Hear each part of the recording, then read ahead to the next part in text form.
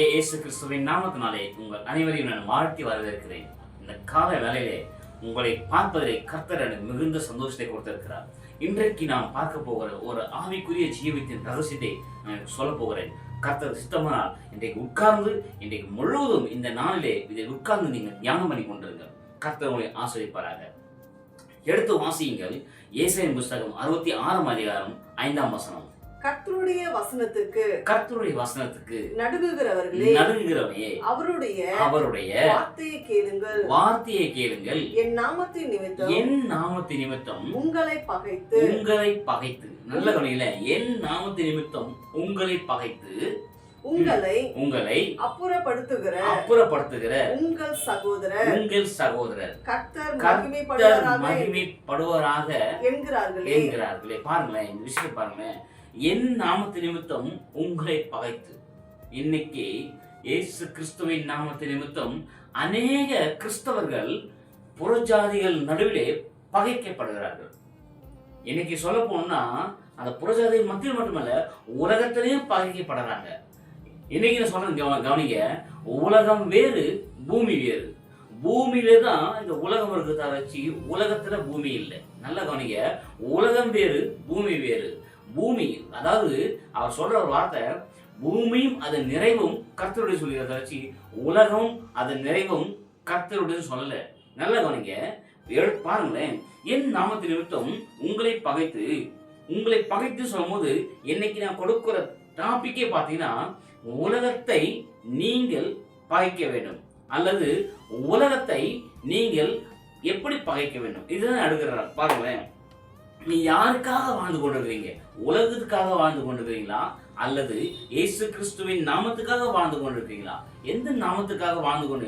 உலகத்தின் நாமம் வேறு, உங்களுடைய நாமம் வேறு, இயேசு கிறிஸ்து நாமம் வேறு. இந்த இயேசு கிறிஸ்துவின் நாமத்துக்காக நீங்கள் பகைக்கப்படுவீர்கள் சொன்னால் நீங்கள் பாக்கியவான்கள், பாக்கியவதிகள். ஏன்னா என் கிறிஸ்துவின் பிரியமான அன்பான சகோதர சகோதரிகளே, இந்த நாளிலே சொல்கிறேன், உலகத்தை நீங்கள் பகைக்கப்பட வேண்டும்.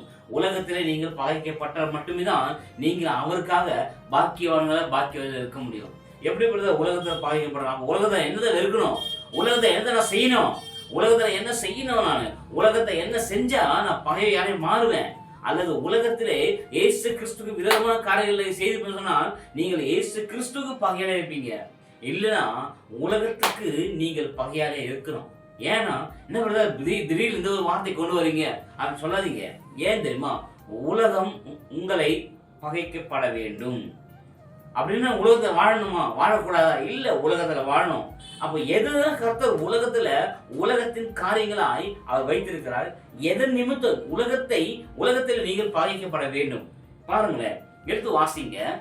மத்திய சுவிசேஷ புத்தகம் 6 அதிகாரம் 24 வசனம். இரண்டு எஜமான்களுக்கு ஊழியம் செய்ய ஒருவனாலும் கூடாது. இரண்டு எஜமான்களுக்கு ஊழியம் செய்ய ஒருவனாலும் கூடாது. ரெண்டு எஜமான். அந்த ரெண்டு எஜமான் யார் பிரதர்? ஒன்று இயேசுக்கு தெரியும், இன்னொன்றுதான் உலகம். உலகம். இந்த உலகத்துக்கும் இயேசு கிறிஸ்து உங்களால ஊழியம் செய்யவே முடியாது. பாருங்க, அப்ப உலகம்னா என்ன அப்படின்னு கேட்காதீங்க. நான் சொல்றேன், அது வேண்டிய ரகசியத்தை சொல்ல ஆரம்பிக்கிறேன். வாசிங்க.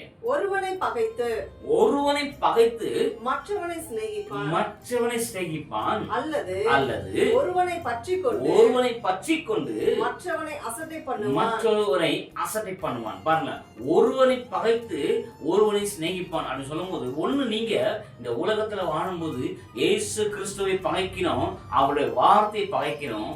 பகைச்சிட்டு உலகத்துல சிநேகத்தை வச்சுக்கணும். உலகத்தில் உள்ளவைகளும் உலகத்தில் இருக்கிறவர்களுக்காக நீங்கள் சிநேகத்தை வைத்துக் கொள்ளணும். அப்படி இல்லை என்று சொன்னால் ஒருவனை வெறுத்து மற்றொருவனை சிநேகிப்பான் சொல்லும் போது, ஒண்ணு இயேசு கிறிஸ்துவ சிநேகிக்கணும், இயேசு கிறிஸ்துவ வார்த்தைகளை சிநேகிக்கணும், உலகத்தை பகைக்கணும். ஏதாவது ஒண்ணு செய்யணும். நீங்க அந்த வார்த்தை மறுபடியும் வாசிங்களேன். ஒருவனை பகைத்து மற்றவனை சிநேகிப்பான். ஒண்ணு உலகத்தை பகைக்கணும், இயேசு கிறிஸ்துவை சிநேகிக்கணும், அல்லது இயேசு கிறிஸ்துவை பகைத்து உலகத்தை சிநேகிக்கணும். அல்லது ஒருவனை பற்றி கொண்டு சொல்லும்போது இயேசு கிறிஸ்துவின் நாமத்தை நீங்கள் பற்றி கொண்டு அவருடைய வார்த்தையை பற்றி கொண்டு அவருடைய அபிஷேகத்தை பற்றி கொண்டு அவருடைய ஜெப ஜீவித்தை அவருடைய வேத வாசியை பற்றி கொண்டு மற்ற உலகத்தின் காரியங்களை நீங்கள் வெறுத்து விட வேண்டும். அதை பற்றி கொண்டு அப்புறம் மற்றவனை உலகத்தை அசட்டை பண்ணும். ஆனா இன்னைக்கு நிறைய பேருடைய வாழ்க்கையில, நிறைய பேருடைய ஜீவித்துல, நிறைய பேருடைய வாழ்க்கையின் சரித்திரத்துல இயேசு கிறிஸ்துவை பகைத்து, இயேசு கிறிஸ்துவின் வார்த்தையை பகைத்து, அவருடைய அபிஷேகத்தின் ஆவியானவரை பகைத்து, அவர் நமக்காக ஏற்படுத்தி வைத்த சபையை பகைத்து இன்னைக்கு நிறைய காரியங்களை பார்க்கும்போது சபைக்கு விரோதமா, தேவ தாசர்களுக்கு விரோதமா, தேவ மனுஷருக்கு விரோதமா, அதாவது உண்மையான தேவதாஸ் சொல்றாங்க. தேவனால் அபிஷேகம் பண்ணப்பட்ட, தேவனால் பயன்படுத்துகிற, தேவனுக்காக உண்மையும் உத்தமம் வாழ்கிற அந்த தேவ தாசர்களை இன்னைக்கு நிறைய பகைக்கிறாங்க. தேவ சபையை பகைக்கிறாங்க, தேவனுடைய ஆலயத்தை பகைக்கிறாங்க. தேவனுடைய ஆலயத்தை மட்டுமல்ல, தேவனுக்கு வேண்டிய செய்ய வேண்டிய காரியம் எல்லாம் பகைச்சிட்டு உலக பிரகாரமா போறாங்க. இன்னைக்கு உலகம் அவர்களை அனாவசியமா இழுக்குது. அவங்க உலகத்தின் காரியங்கள், உலகத்தின் செயல்கள், உலகத்தின் திட்டங்கள், உலகத்துல இருக்கிற பிள்ளைகளுக்காக இயேசு கிறிஸ்துவை விட்டுறாங்க, பிள்ளைகளுக்காக இயேசு கிறிஸ்துவின் வார்த்தையை விட்டுறாங்க, பிள்ளைகளுக்காக, கணவனுக்காக, மனைவிக்காக, விசேஷமா இனஜன பந்துகளுக்காக அவங்க என்ன சொல்லுவாங்களோ, என் வாழ்க்கையில இயேசு கிறிஸ்து ஏற்றுக்கொண்டா அவங்க என்ன சொல்லுவாங்களோ, இயேசு கிறிஸ்துவை நான் வெறுத்துட்டேன், இயேசு கிறிஸ்துவ நேசிக்க ஆரம்பிச்சேன்னா என் உலகத்துல இருக்கிற என் சொந்த பந்தம் வெறுத்துருவாங்கல்ல. வெறுத்துட்டு போட்டோம். ஆனா அவங்களால பறந்து கொண்டு போக முடியல. எந்த சொந்த பந்தமும் பறந்து கொண்டு போக உங்களை கூடுமானா நீங்க போங்களேன். இவங்க இருக்கிறாங்க, இவங்க தான் என் உயிர், அவங்க என்னை பறவை கட்டாயம் கொண்டு போக சொல்லி பாருங்களேன். அவங்களால முடியாது. உங்களோட ஆவி, ஆத்மா, சரீரத்தை நரகத்தால வல்லவருக்கே பயப்படுன்னு சொல்லி வேத வசனம் சொல்லுது. பிரியமானவர்களே, அந்த வேத வசனத்தின் பிரகாரமா பாத்தீங்கன்னா ஆவி ஆத்மாவையும் சரீரத்தையும் நரகத்துல தள்ள அவர் ஒருவருக்கு தான் அதிகாரம் இருந்தது, வேற யாருக்கும் அதிகாரம் இல்லை. அவர் ஒருத்தர் தான் மனசு வச்சா, அவர் ஒருத்தர் சித்த வச்சா, அவர் ஒருத்தர் தயவு வச்சாதான் பர்வதத்துக்கு போக முடியும். நான் பிறப்பிலே கிறிஸ்துவனா இருக்கிறேன், பிறப்பிலே எங்க ஜாதி பரம்பரை எல்லாமே கிறிஸ்துவ பரம்பரை தான். என்னதான் சொன்னா சரி, உன்னுடைய ஆத்மாவுக்கு நீ மட்டும்தான் உத்தரவாதம், உன்னுடைய ஆவிக்கு, உன்னுடைய சரீரத்துக்கு நீ தான் உத்தரவாதம். இவங்களால இந்த சபைக்கு இத்தனை வருஷமா போறேன், அதுக்காக எத்தனை வருஷம் நீ போனாலும் உன் ஆத்மாவுக்கும் உன் சரீரத்துக்கு நீ தான் உத்தரவாதம். இந்த உலகத்துல வாழ்ந்து ஜீவித்து முடிக்கிற வரைக்கும் உன்னோட ஆத்மா, உன் சரீரத்துக்கு, உன் ஆவிக்கு, மூன்றதுக்கு நீ தான் உத்தரவாதி. நீ ஒழுங்கா இருந்துட்டேன்னா, நீங்க ஒழுங்கா இருந்துட்டீங்கன்னா, நீங்க எல்லாவற்றிலும் நடக்கிலும், அன்பிலும், விசுவாசத்திலும், கற்பிலும், எல்லாவற்றிலும் மற்றவர்களுக்கு முன்மாதிரியே நீங்க வாழ்ந்து காட்டிட்டீங்கன்னா பரலோகத்துல அவர் சொல்ற ஒரே வார்த்தை, உண்மையும் உத்தமுள்ள என் மகளே சொல்றாரு, உண்மையும் உத்தமுள்ள உழைக்கரே உள்ளேவா, உழைக்கிற உள்ளவா தான் சொல்றத வச்சு அங்க ரெவரண்ட், பாஸ்டர், மியூசிஷியன் அப்படின்னு சொல்லி கூப்பிட மாட்டாரு. அவரு ஒரே உண்மையும் உத்தமுள்ள உழைக்காரன் உள்ளேவா, பிதாவினுடைய சித்தத்துக்குள்ள பிரவேசி, பிதாவுடைய மகிமைக்குள்ள பிரவேசி, பிதாவுடைய ராஜ்யத்துக்குள்ள பிரவேசி தான். இப்படிதான் சொல்றது. அவரை வச்சு ஒரு நாளும் அவர் உலகத்தை வெறுக்காதுன்னு அப்படி சொல்ல மாட்டார். உலகத்தை வெறுக்கணும் என்ன பிரச்சனை அர்த்தம்? உலகத்தை எப்படி நான் வெறுக்கிறது அதான் சொல்லித்தரேன் உங்களுக்கு. இப்பவே சொல்லித்தரேன், இன்றைக்கே சொல்லித்தரேன். பிரியமானவர்களே, 2 எஜமானங்களுக்கு ஊழியம் செய்ய நம்மளால முடியாது. ஒண்ணு, இயேசு கிறிஸ்துவையும் அவரோட வார்த்தையை நேசிக்கணும். அப்படி எல்லாம் உலகத்தையும் உலகத்தில் உள்ளவைகள் மேலும் நாம நேசிக்கணும். அப்போ இந்த ரெண்டுத்துல எதை நேசிக்கணும்? உங்களுடைய சாய்ஸ். அது உங்களுடைய சாய்ஸ். உங்க கையிலே அதான் சொல்லுவாரு, உங்க கையிலே ஒப்படைக்கிறேன், நீங்க பார்த்துக்கின்றார். பிரியமானவர்களே, பாருங்களேன், இந்த காரியத்தை சொல்லும் போது அவர் சொல்றாரு, உலகத்தில் உள்ளவைகளில் பாருங்க சொல்ற காரியம், இயேசு கிறிஸ்துவின் வார்த்தை, இயேசு கிறிஸ்து ஒன்று பகைக்கணும் அப்படின்னா உலகத்தையும் உலகத்தில் உள்ளவையும் பகைக்கணும். நல்லா கவனிக்கல, பூமி அல்ல. அவர் சொல்ற ஒரு வார்த்தை, பூமி அல்ல, பூமியில் உள்ளவைகளே அல்ல. நல்லா கவனிக்கல, உலகத்தை, பூமி அல்ல, உலகத்தை வெறுக்கணும்னு சொல்றாரு. பாருங்களேன், எடுத்து வாசிங்க. அதே மத்தேயு 6:29 வாசிங்க, சொல்றோம் பார்ப்போம். தேவனுக்கும் உலக பொருள்களுக்கும் ஊழியம் செய்ய உங்களால் கூடாது. தேவனுக்கும் உலக பொருள், அது என்ன பிரதர்? உலக பொருள்கள். உலக பொருள் என்றால் என்ன? உலக பொருட்களின் காரியங்கள் என்ன பாத்தீங்கன்னா, நம்பர் 1 உலக பொருள் என்றால் பணம். பிரதர், அதையெல்லாம் வாழ முடியுமா? கண்டிப்பா வாழ முடியாதுதான், அது முக்கியம்தான். ஆனாலும் அளவுக்கு மிஞ்சினால் அமிர்தம் விஷம் என்னும் ஒரு வார்த்தை சொல்லியிருக்கிறாங்க பழமொழியில. எது வந்தாலும் அளவு போதும் என்ற மனதே நமக்கு செய்கிற மிகுந்த ஆதாயம். பாருங்களேன், போதும் என்ற மனசு போதும் நமக்கு. அதுக்கு மேல இதை செய்யணும் அதை செய்யணும், கர்த்தருக்கு சித்தம் இல்லாம ஒரு காரியம் நம்ம வாழ்க்கையில் நிறைவேறாருங்க. இன்னைக்கு சொல்றேன். அப்ப பார்க்க போனீங்கன்னா பணம் தேவைதான், நமக்கு என்ன தேவையோ அது இருந்தா போதும். வீடு தேவைதான், நமக்கு ஏத்த என்ன வீடுன்னு அது போதும். இவங்க உலக வாழ்றாங்க, இவங்க இப்படிங்கிறாங்க இருக்கட்டும், அவங்க உலகத்தாங்க. அவங்க இவ்வளோ கோடிசனாக இருக்கட்டும், அவங்க உலகத்தாங்க. இதெல்லாம் நமக்கு பரவாயில்ல கொண்டு போகுமா? கொண்டு போவாது. பணம் நமக்கு எல்லாம் தீமைக்கு, எல்லா காரணம் தீமையா இருக்கு, வேற இருக்குது. ஆனாலும் நமக்கு என்ன தேவையோ அது அன்றைக்கு கர்த்தர் கொடுக்க வல்லமையுள்ளவராக. உங்களுக்கு இந்த காலத்துல இந்த சம்பளத்தை வாங்குறீங்களா? சந்தோஷப்படுங்க. கர்த்தர் இதை ஆசீர்வதிச்சிருக்காரு, சந்தோஷப்படுங்க. அவரோட சித்தம் இல்லாம உங்களுக்கு உங்க வாழ்க்கையில இந்த சம்பளம் வந்திருக்காது. அவரோட சித்தம் இல்லாம உங்க வாழ்க்கையில இந்த வருஷத்துல இப்படிப்பட்ட கிரேடு வந்திருக்காது. அவர் சித்தத்தினாலதான் எல்லாமே நடக்குது தெரியுமானே. பாருங்களேன், பாருங்க, வீடு காரு அது கர்த்தர் சித்தமா கொடுப்பாரு. இருக்கிறவங்க சந்தோஷப்படுங்க. எனக்கு கர்த்தர் கொடுத்துருக்காரு, சந்தோஷம் அப்படின்னு சொல்லி சந்தோஷப்படுங்க. இல்லாதவங்க என்ன தெரியுமா பண்ணணும்? ஆண்டவர்கிட்ட ஆண்டவரே எனக்கு இல்லையப்பா அப்படின்னு சொல்லி நீங்க கேட்கறத காட்டிலும் அவங்களோட சித்தம் என்னமோ அதை செய்யுங்க என் வாழ்க்கையில அப்படி சொல்லிதான் ஜெபத்தை பண்ணுவதை வச்சு அவங்க இப்படி வச்சுக்கிறாங்க, இவங்க இப்படி அப்படி அல்ல. என்ன ஒரு வாசம் சொல்ற பாருங்களேன், அந்த வார்த்தை வாசிங்களேன். உலகத்தில் உள்ளவைகளும் உலகத்தில் இருக்கிற பொருள்கள் வாசிங்களேன். தேவனுக்கும் உலக பொருளுக்கும் ஊழியம் செய்ய உங்களால் கூடாது. தேவனுக்கும் உலக பொருளுக்கும் தேவனுக்கு செய்யலாம், ஆனா உலக பொருள்களை வச்சு தேவனுக்கு ஊழியம் பண்ணலாம தவிர வச்சு ஊழியத்துக்கின்ற உலக பொருள்களுக்காக நீங்க ஊழியம் செய்ய முடியாது. அதுக்கு உதாரணம் ஒரு வார்த்தை சொல்றாங்க. இப்ப பாருங்களேன், இப்போ தேவன் உலக பொருள்களை எதெல்லாம் வரும் பார்த்தீங்கன்னா, வீடு வரும், கார் வரும், பங்களா வரும். இதெல்லாம் இல்லாம டிவி சீரியல்கள்.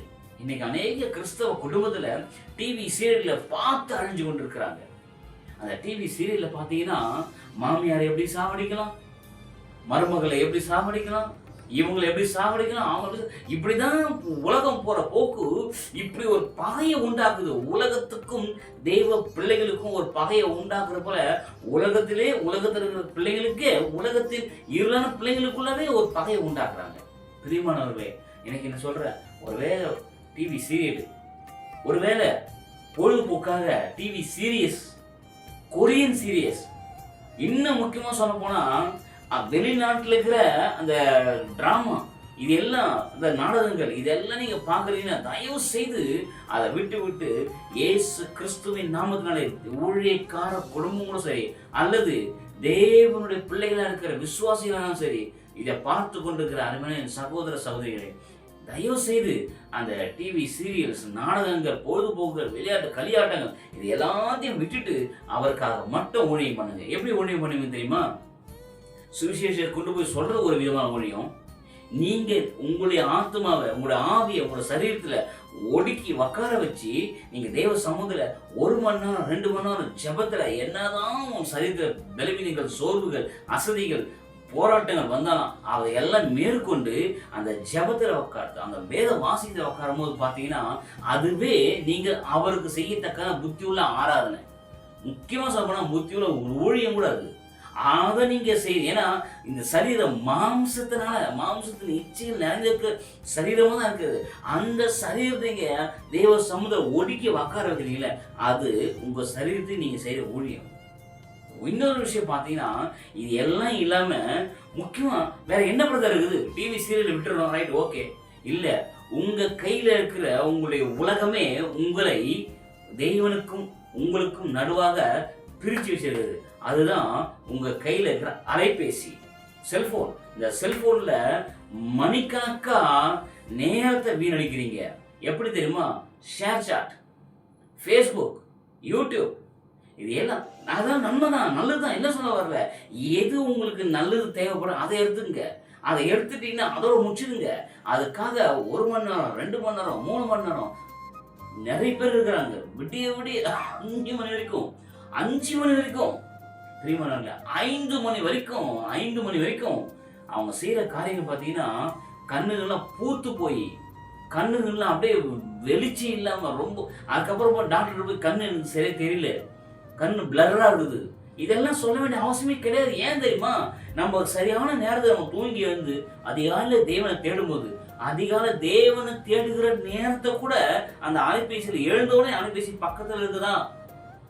ஏன்னா பிறக்கும் போதே தாயுடைய கர்ப்பத்துல இருந்து செல்போனோட பிறந்த மாதிரி இருப்பாங்க. இல்லை, இதை பேசுறதுனால என்னை ஒரு நீங்க விரோதியோட பார்க்கலாம், என்னை ஒரு பகையோட பார்க்கலாம், அதை பத்தி கவலைப்படல. இருக்கிற உண்மையை சொல்றேன். ஏன் தெரியுமா? நீங்க பரலோகத்துக்கு போகலாம். அதுதான் ஒரு நோக்கம். ஒரு உண்மையான திருச்சபையின் போதகருக்கு ஒரு நோக்கம் தெரியுமா? உலகத்தில் உள்ள பொருள்களை வெறுத்து விடுவேன்னு சொல்லி சபைக்கு எடுத்து சொல்லுவதே அது உண்மையான தேவதாசனுடைய பிள்ளைகளா, தேவதாசனுடைய அழகா இருக்கிறாங்க. அவங்க தான் தேவனுடைய தாசர்களா இருக்கிறாங்க. அவங்க தான் தேவனோட ஊழியக்காரர்களா இருக்கிறாங்க. அதை எடுத்து சொல்ற ஊழியக்காரங்க நீங்க பகைக்காதீங்க. ஏன்னா கர்த்தர் உங்களை முன்குறிச்சிருக்காருன்னு வச்சுங்களேன், அந்த முன்குறித்த ஆத்மாவும் இது வந்து கரெக்டா சேரும். ஏன் தெரியுமா? பரலோகத்துக்காக முன்குறிச்சு வச்சுக்கிறாரு. பிரியமானவர்களே, இந்த எந்த செய்தி உங்களுக்கு குத்தப்படுதோ அந்த வார்த்தை கேட்கறீங்கன்னா, நீங்க மாறுறீங்கன்னா, மனம் மாறுறீங்கன்னா, கர்த்தர் உங்களை பரலோகத்துக்காக நியமிச்சுக்கிறான்னு அர்த்தம். எல்லாரும் நியமிக்கல, அழைக்கப்பட்ட அநேகர், தெரிந்து கொள்ளப்பட்ட சிலர். அந்த சிலரை மட்டும்தான் கர்த்தர் விசேஷமா நோக்கத்தை கொண்டு வர. ஏன் தெரியுமா? நீங்க இயேசு கிறிஸ்துவின் சரீரத்தில் இருக்கிற அவயங்களா இருக்கிறீங்க. அவருடைய அங்கத்தில் இருக்கிற ஒரு அவயமா இருக்கிறீங்க, ஒரு உறுப்பா இருக்கிறீங்க. உள்ளுறுப்பா இருக்கலாம், வெளியுறுப்பு எதுவெல்லாம் இருக்கலாம். நீங்க தேவனுடைய ஆலயமா இருக்கிறீங்க. அந்த ஆலயத்தை கெடுக்கிறவனை கர்த்தர் கெடுத்து போடுவார். எப்படி ஆலயத்தை கெடுப்பீங்க? இந்த மாதிரி ஃபேஸ்புக்கை பார்த்து இந்த ஆலயத்தில் இருக்கிற கண்கள் இதில் கெடுத்து போடுங்க, கண்ணை கெடுத்து போடுவாரு. வேற எதுவும் இல்லை. ஏன்னா பழைய ஏற்பாட்டில் பார்த்தீங்கன்னா லோத்தின் காலத்துல அவர்கள் கீழ்ப்படையவர்கள் குருட்டாட்டத்தின் ஆவி அவர்கள் பிடிச்சிருக்காரு.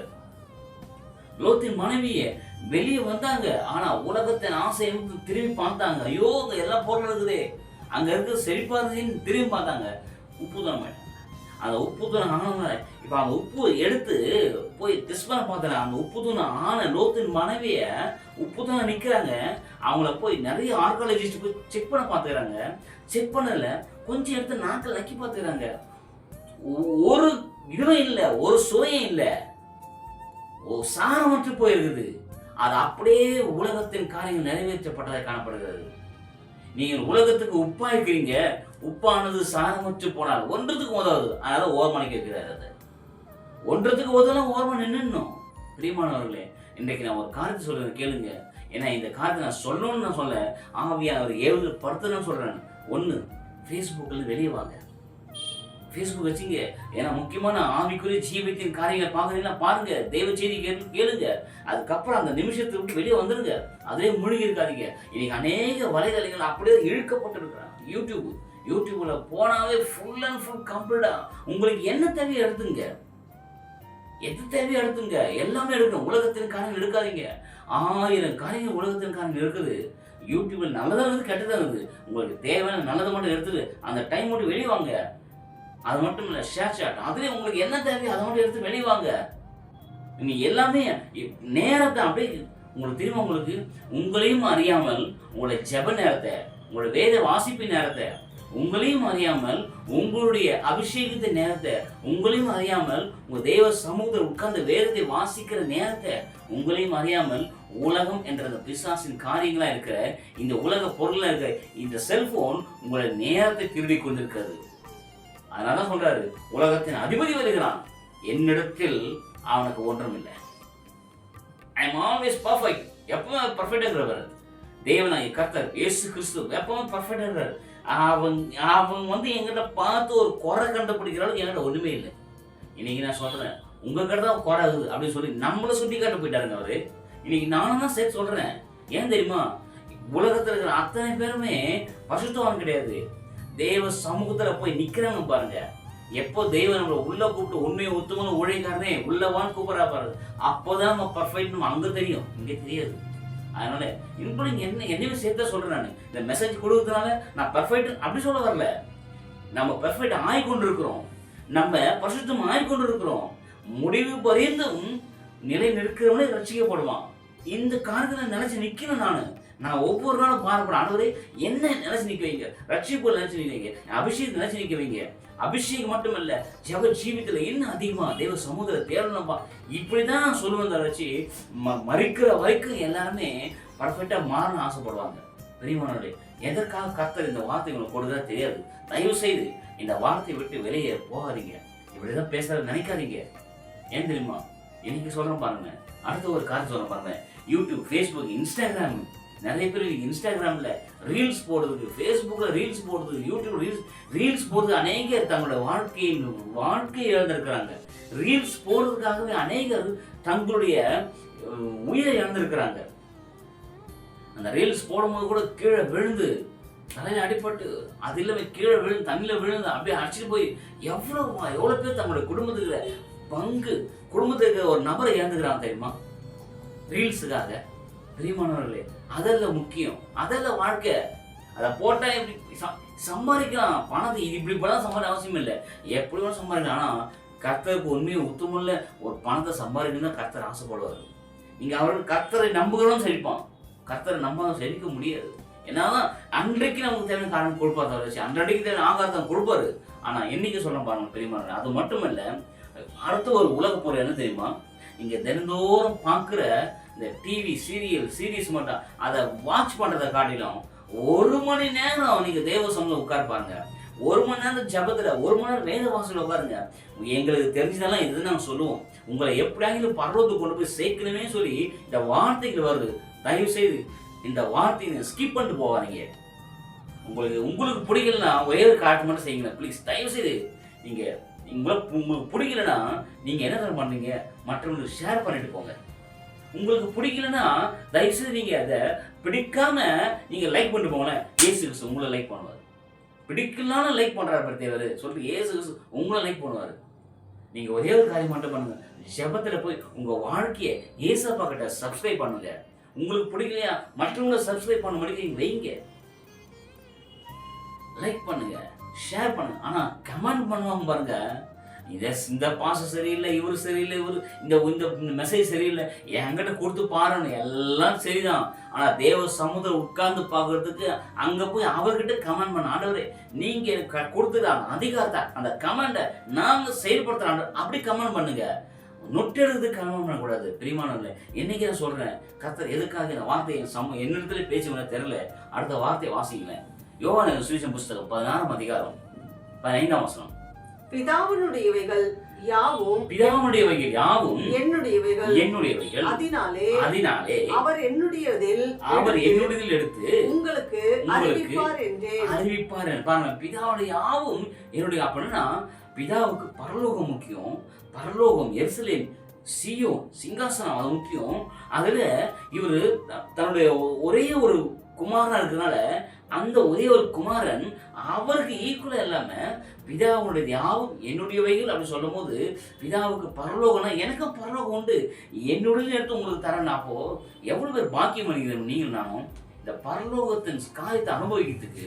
பரலோகத்தை நினைக்காதீங்க, இங்க செத்துட்டா சரீரம் மட்டும் தான் சாகுது, ஆத்மா இல்ல.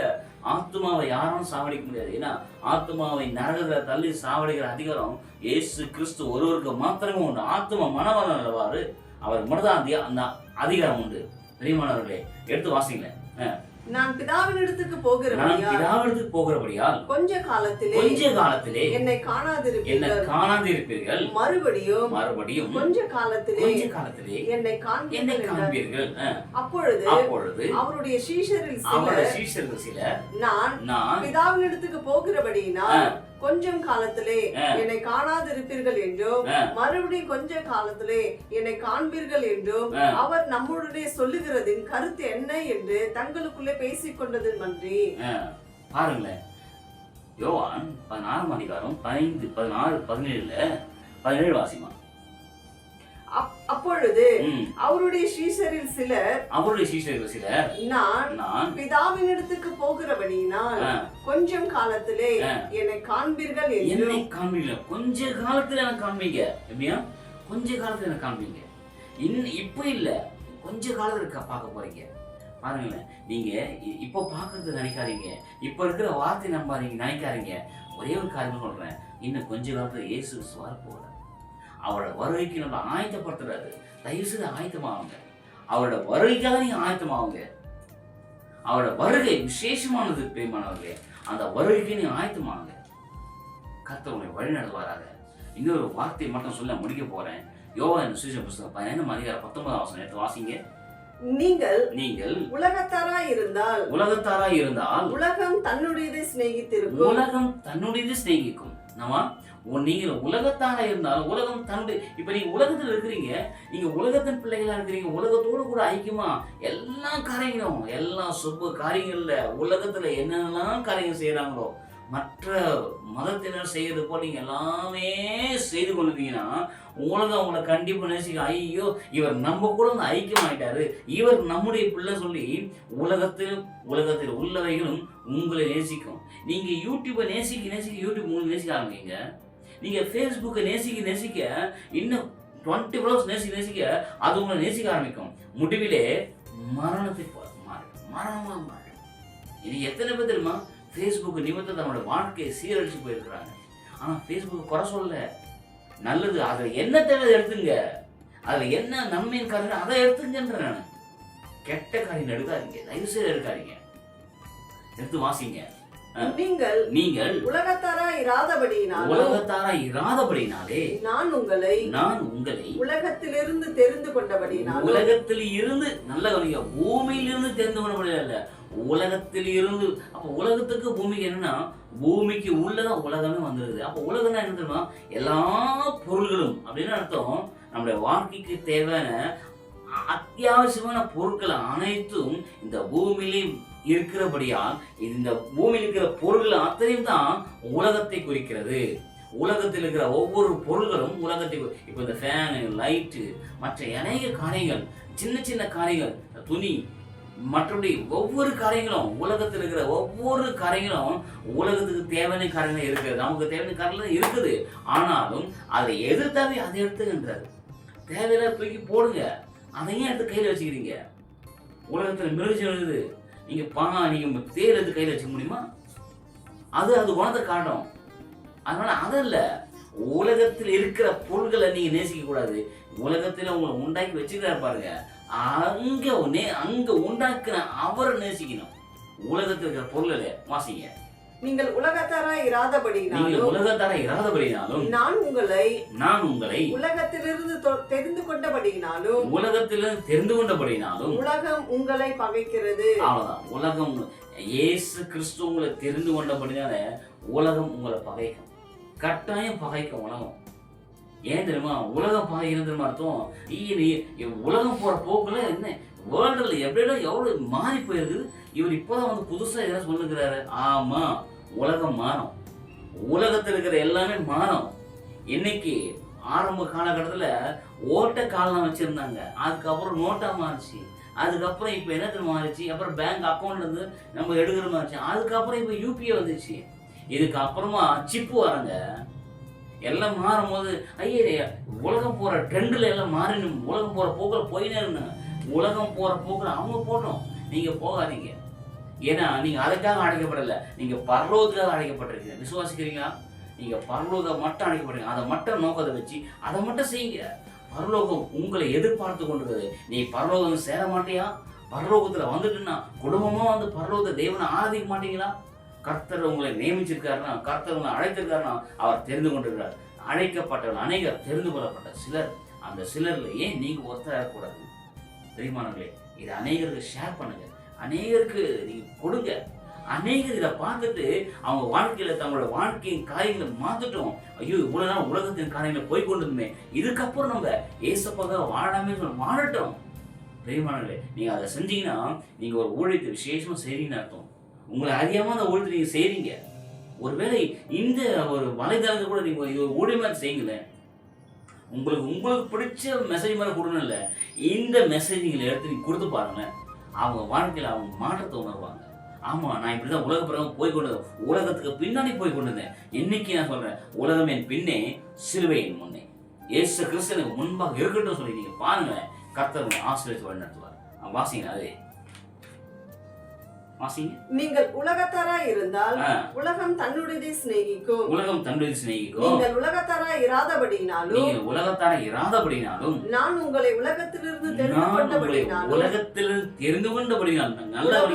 உலகத்தில் இருந்து உங்களை தேவனாகிய கர்த்தர் இந்த நாளிலே தெரிந்திருக்கிறார். அதனாலதான் இந்த வார்த்தை உங்களை நோக்கி வருது. பிரியமானவர்களே, பயப்படாதீங்க. உலகத்தில இருந்து உங்களுக்கு தெரிந்திருக்கிறார். பூமியில இருந்தால உலகத்தில இருந்து தெரிந்து கொண்டபடிதான் நீங்கள் அவருக்காக வாழ்ந்து கொண்டிருக்கிறீங்க. தைரியமா இருங்க, விசுவாசமா இருங்க. கர்த்தர் என்னை உலகத்துல தெரிந்து இருக்கிறார். உங்க வீட்டு பக்கத்துல, உங்க வீட்டுக்கு கீழே, உங்க வீட்டுக்கு மேல, உங்க வீட்டுக்கு எதிர் வீட்டுல எவ்வளவு பேர் இருக்கிறாங்க. அவங்க பேர்லாம் தெரிஞ்சுக்கல. கர்த்தர் உங்களை மட்டும் ஏன் தெரிஞ்சுக்காது? அப்ப பரலோகத்துல பிதாவானோட சித்தத்தின்படி நடக்குதாங்க. உங்க பேர் பரலோகத்துல ஜீவ புஸ்தகத்துல பிதாவான எழுதி வைக்க சொல்லியிருக்காரு. அதனாலதான் அந்த காரியங்கள்ல கர்த்தர் தெரிந்துள்ளதான் நீங்க ஆசீர்வதிக்கப்பட்டவர்கள். அதனால்தான் உலகம் தோன்றதுக்கு முன்பாக உங்களை தாயின் கர்ப்பத்திலே அவர் தெரிந்து கொண்டார். பெரியமானவர்களே, வாசிங்களேன், கண்டினியூ வாசிங்களேன். உலகம் உங்களை பகைக்கிறது. உலகம் உங்களை பகைக்கிறது. பாருங்களேன், இதுல இன்னொரு வசனம் சொல்றேன், சுட்டி காட்டுறேன்.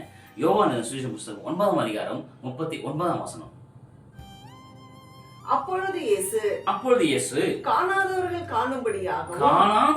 காணும்படியாகவும் காண்கிறவர்கள் குருடர் ஆகும்படியாகவும் நியாய தீர்ப்புக்கு நான் இந்த உலகத்தில் வந்தேன் என்றார். நியாய தீர்ப்புக்கு உலகத்துக்கு வந்தார்.